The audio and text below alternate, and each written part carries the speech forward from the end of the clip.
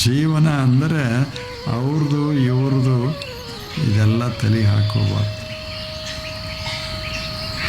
ತಣ್ಣಗೆ ಅವು ಹಂಗೆ ಹಕ್ಕಿ ಅದಾವ, ಹಂಗೆ ಹಾಡ್ಕೋತ ಮಾಡ್ಕೋತ ಉಣ್ಕೋತ ತಿನ್ಕೋತ ಆರಾಮಾಗಿ ಜಗತ್ತಿನಾಗಿರೋದು. ಏನಂತಾರ ಅಂತ ಕಿವಿ ಕೊಡಬೇಡಿ. ಮನ್ಯಾಗೂ ಸಹಿತ ಮನೆಯವರು ಸಹಿತ ನಿಮ್ಮನ್ನು ಹೊಗಳ್ತಾರಂತ ಏನಿರೋದಿಲ್ಲ. ಸುಮ್ಮನೆ ನಿಮ್ಮ ಎದುರಿಗೆ ಭಾಳ ಶಾಣ್ಯಾರದಿರಿ ನೀವು ಅಂತಾರೆ. ಅದ್ರಾಗ ಎರಡು ಅರ್ಥ ಇರ್ತಾವೆ.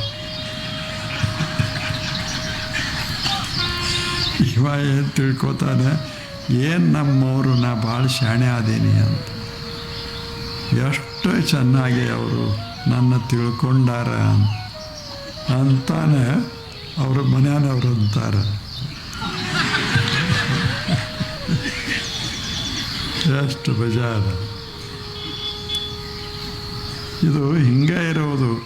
ಆದ್ದರಿಂದ ನಾ ಹೆಂಗದೀನಿ ಅಂತ ಕೇಳಬೇಡಿ.